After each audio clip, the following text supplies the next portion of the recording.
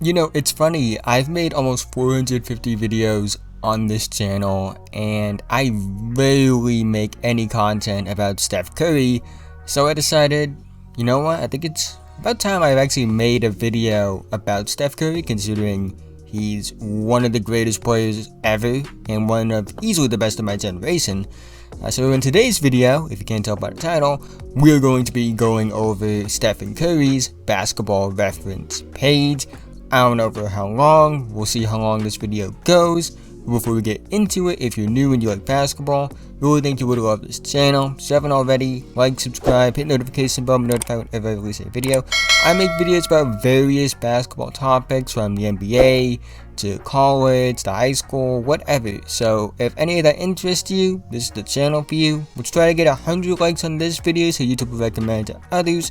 I know that's a really lofty goal, but I think maybe we'll actually, I don't know if we'll reach it, but let's try to get it. Shoot for the stars even if you miss almost every time.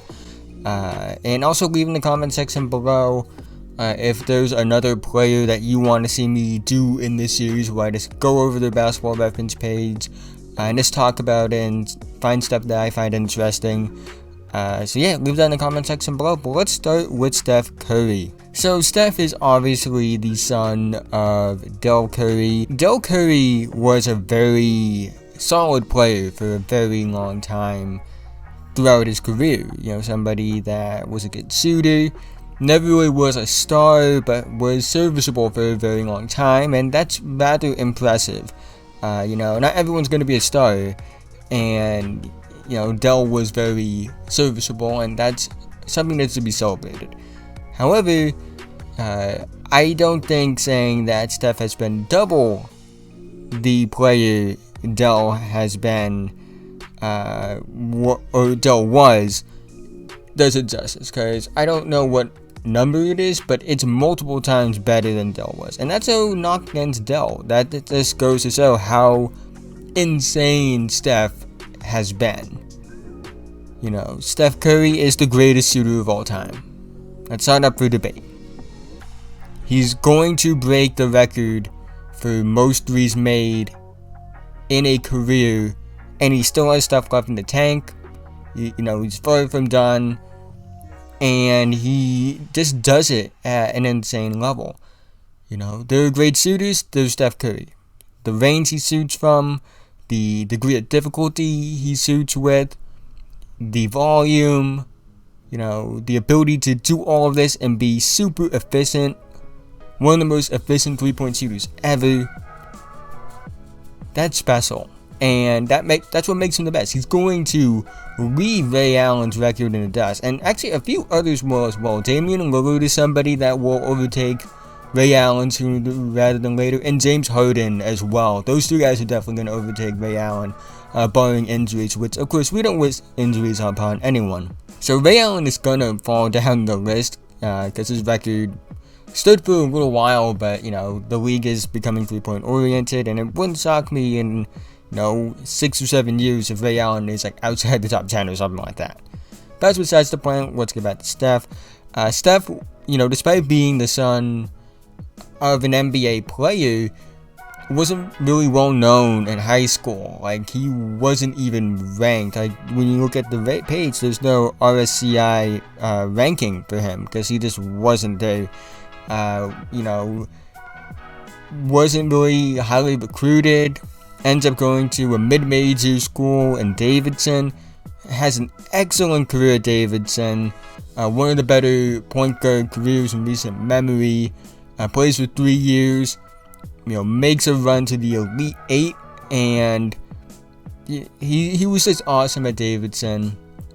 However, given he was an older player, considering he played at a mid-major, you know, there were some concerns. Obviously, in hindsight, he goes first overall in this draft, because I think he's like by far the best player from this draft class in 2009, but he goes 7th overall to the Warriors. You know, and you know, there were definitely point guards that went ahead of him, like, you know, I guess Tyreke Evans. I don't know if I would consider Tyreke Evans a point guard, but you know, Evans is actually someone I want to make a video like this about in the future. Then, you know, obviously Johnny Flynn and Ricky Rubio. Rubio has actually been a pretty good player, I would say. Flynn, I think the injuries played more of a factor than people probably think, and I think he's better than he ends up being, and actually is pretty serviceable if he doesn't deal with these injuries. But obviously none of these players are Steph Curry. That's the point. But hindsight's 2020. I don't think people saw this coming with Steph. Him being the player that he's become, which is an all-time great. So you live, you learn, I guess. And you don't predict things like this to happen, or especially like the seasons they would have. Really good rookie year. Despite the fact that he had a pretty slow start, I would say. I talk about this in my Brandon Jennings video that I did. But Steph didn't have a great start to his rookie season. Really good in that first game. 14 points, 7 assists, 4 steals, only 2 turnovers, 58% from the field. Only took 1 3-pointer, which kind of shocked me a bit. But leading up to the game where Brandon Jennings dropped 55 points on him, he was only averaging 8 points, 5 assists. Decent shooting splits, although the free throw numbers aren't great. But again, free throw numbers, when they're super low as far as free throw attempts go, they tend to skew the efficiency a bit. So I wasn't worried about that. Begins to pick up steam, obviously. And I think actually it's easier if I look at this with the splits. So you go to his splits throughout the year, and you look at them, and slow start, I would say. And then he starts picking it up, in December, averages 14, 4, and 4. Then in January, he really starts to pick it up as he averages 19, 5, and 5 on near 50, 50, 90 shooting splits. And then he really starts to pick it up these final 3 months of the season. And he's putting up all-star numbers final 3 months of the season. And again, he looks very good. The thing is, and then I want to say, he had a really good year too. Averages almost 19, 4, 6. Leads the league in free throw percentage. Really good from 3. Really good from the field overall. A near 50, 40, 90 season in year 2. That's really impressive. I want to see, is this the year that he had that game against... No, it's not. We'll talk about the game I was looking for. Probably, I think it's year 3 or year 4. But, 39 is his career high. He had 13 assists in the game. Career high in rebounds is 11. What was his season high for 3? He only made 5. Obviously, we'll see that number go up a bit. But overall, very good year 2. Shows the progression that you look to see out of somebody going from year 1 to year 2 in this position. Year 3 is a bit tough. He suffers injuries that really shorten his season, and he doesn't really play much. And injuries were a real concern with Steph throughout his career, to be quite honest with you. Misses a bunch of time in year number 3, limited minutes, and it just wasn't great. This led to him getting a contract that was way below what he probably should have gotten, just because of the injury concerns. Because you'll see as time goes on, his numbers just kept on getting better and better, but because he was extended on such a cheap deal, it really made it and I don't think it's even close, the most valued contract as far as money made compared to on-court production I've ever seen. It is an extremely cheap value for a player that will become as good as he's become. Now, year number 4 is his first season where he averages 20 points per game, averages 23 points, 4 rebounds, 7 assists, and I believe this is the year where this is the year he drops 54 points, 6 rebounds, 7 assists, And, 11 for 13 from 3, 18 for 28 overall from the field. Just absurd efficiency in this game. Even though they lost, it was an impressive game from him. 86.9 true shooting percentage is out of this world. And this was the first. This was before his first All-Star appearance, actually. And then year number 5. 24 points, 4 rebounds, almost 9 assists, and 47, 42, 88.5 shooting splits. First All-Star appearance, obviously. The Warriors make the playoffs this year, and they take the Clippers to 7 games. Steph plays okay. He doesn't take the game to the next level, obviously, but he was very good. And then obviously 2015 is his first MVP season. 24 points, 4 rebounds, 8 assists, 49% from the field, 44% from 3, 91% from the line. Once again, leads the league in free throw percentage. Interestingly enough, minutes go down. Averages 36 minutes per game in 2014, 33 minutes per game in 2015. I do want to see, because I'm pretty sure this season he had some insane performances where he just didn't finish the game because they were that good. He does. 28 points in 23 minutes and 38 seconds. 22 points in 25 minutes. 10 assists in 24 minutes. He has some good games, like 25 and 11 in 26 minutes. 24 and 6 in 28 minutes. So he has a bunch of games where he plays under 30 minutes and he's putting up really good numbers. If we go to the splits, which I believe shows this, I think it might. So he averages 19 points, 4 rebounds, and 9 assists on a 65.9 true shooting percentage in games where he plays between 20 and 29 minutes, which is absurd. Absurd production just for someone playing that little minutes. And to have that many games where he's only playing 20 to 29 minutes is also insane. Because of the fact that,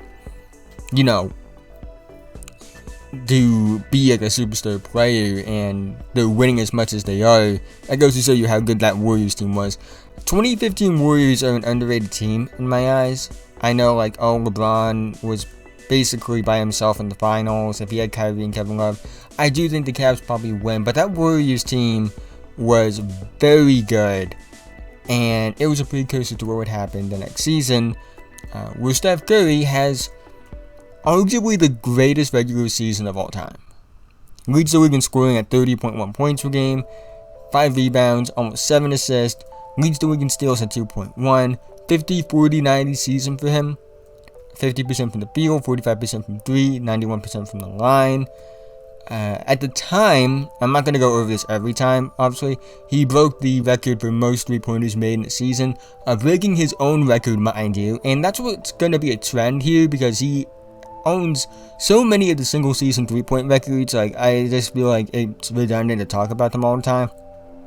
But you look at this season, which obviously is one of the best. I want to see, what was his career high? Not career high, season high, 53 points. And again, you will notice a trend where he has games where he doesn't play that much, and he has absurd stats. 31 points in 26 minutes is absurd. 34 points in 28 minutes. 37 points in 28 minutes. 30 points in 28 minutes. 34 points in 29 minutes. 46 points in 29 minutes. Yeah. This is a trend you'll just notice. I like talking about this. It's what I find interesting, because the Warriors teams really from 2015 to around 2019, they were so good that Steph really wasn't given enough opportunity and playtime to really put up historic numbers like that, because of the fact that those teams were just so good that he would basically sit the entire fourth quarter. Obviously, unanimous MVP. We know what happens in the playoffs. They blow the 3-1 lead in the finals. And then KD comes, and Steph's numbers go down a bit as he's playing next to Kevin Durant now. As you expect when you add one of the greatest scorers of all time, even though Steph himself is one of the greatest scorers of all time. 46% from the field, 41% from 3, almost 90% from the free throw line. Suits this wall as he always does, and I do want to. I'm gonna look at this for every year now, just to see if he has more like insane performances in limited minutes. Let's see. 43 points in 28 minutes, along with 9 rebounds and 6 assists. That's I don't know about you guys. That's pretty good. 33 points in 29 minutes. Like I've seen that before as well. But the 43 points in 28 minutes is absurd. The Warriors win the title this year. I've seen an argument for Steph Curry to win Finals MVP this year. I don't think so, to be quite honest with you. He was very good in this series.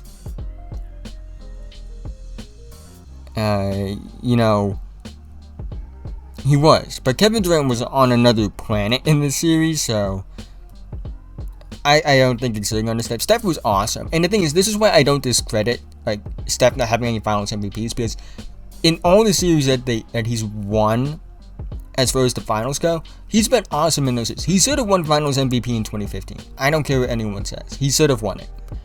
But, specifically, and we'll talk about 2018 in a few minutes, but, KD averaging 35, 8, and 5. He was when you just watch the games, he was dominant. He was on another level in that series.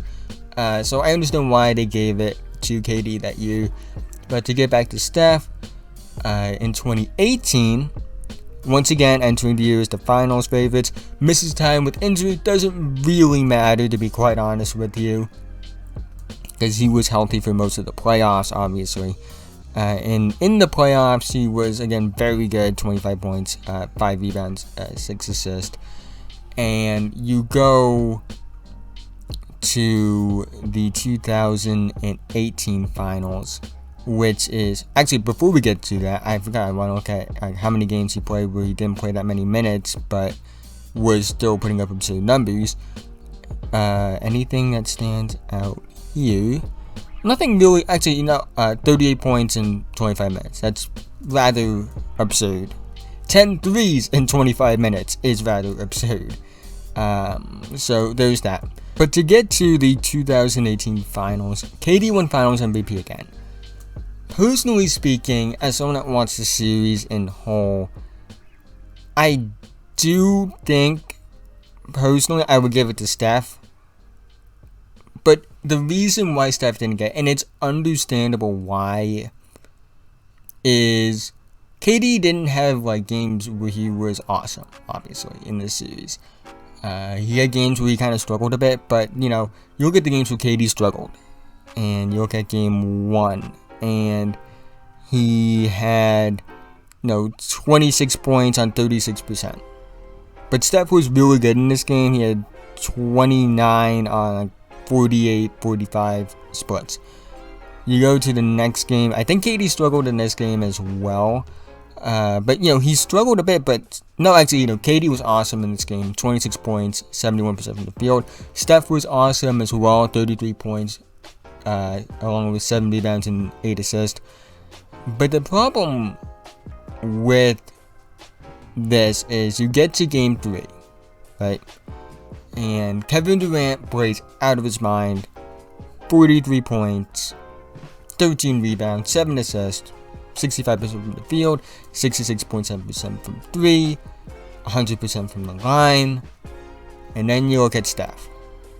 11 points, 5 rebounds, 6 assists, 3 for 16 from the field, 1 for 10 from 3, 4 for 4 from the line.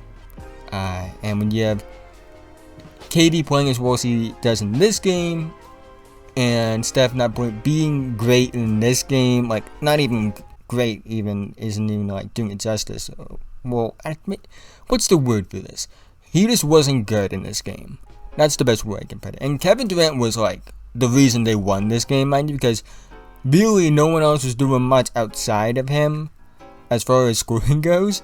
So he kind of carried in this game.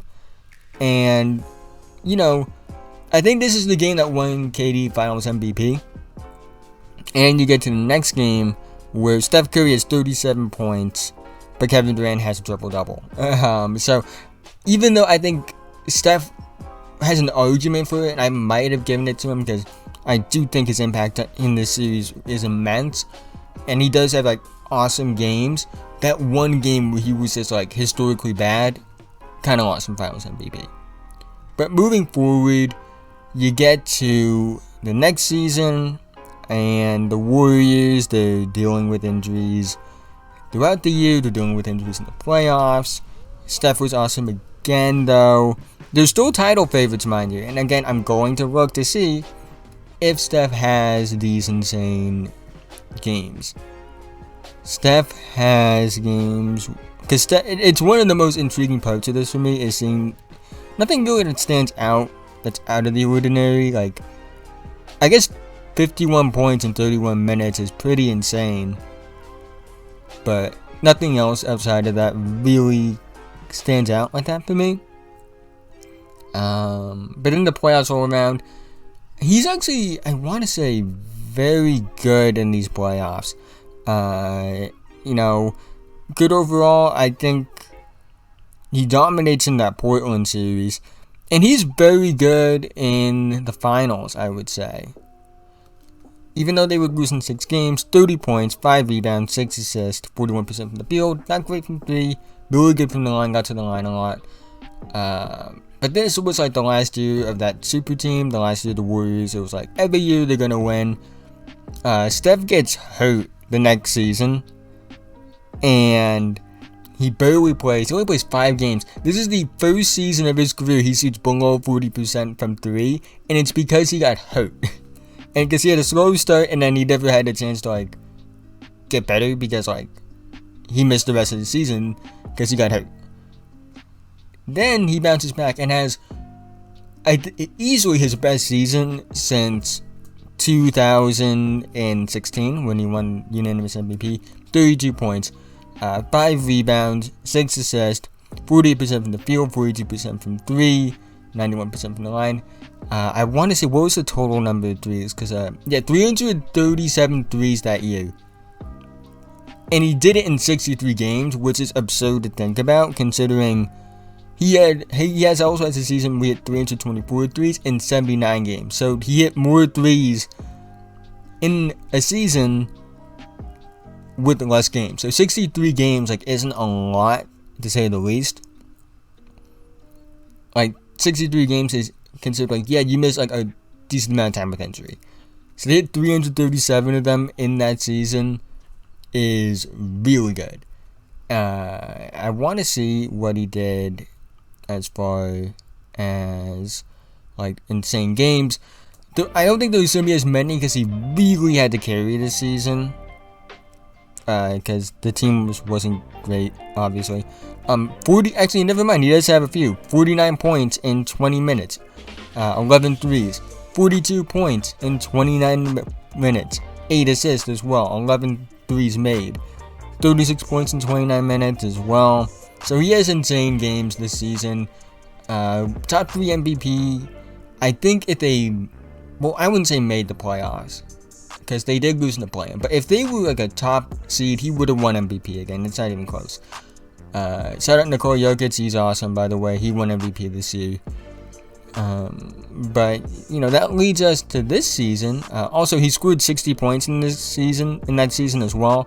So, that's a fun little tidbit. He's averaging 27 points, 7 rebounds, 7 assists. Weirdly, Steph has always been a pretty good rebounder guy, which you wouldn't expect because he's not like the most athletic guy in the world. I will say that. But Steph has been awesome this season. Playing at MVP level. One thing I'm really happy about with him is that he is finally in a spot where he has guys around him that he doesn't have to fully carry the team anymore. And that mainly is because of Jordan Poole.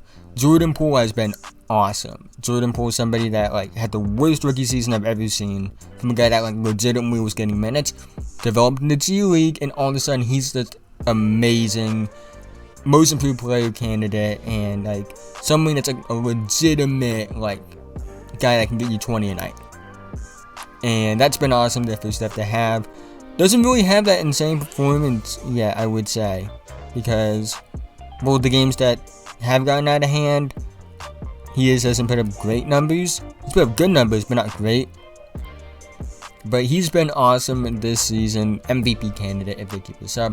Warriors been looking like the best team in basketball. And it looks like, you know, what they were in 2015, where you have like, you know, a superstar player, but like it's not a super team. And they just play basketball really well. And, you know, I think Steph is somebody that I think his game's going to translate for a long time. I think he's going to play at a high level for a long time, even with the injury concerns that he has, just because of the fact that his game is very translatable. He's 33 years old. He's going to be 34 next year, which is insane to think about. He's been in the league for so long. And, you know, I don't know what his career is going to look like when it's all said and done as far as like what his final years are. But for right now, I'm just enjoying how great he's been throughout his career. And yeah, that's really about it.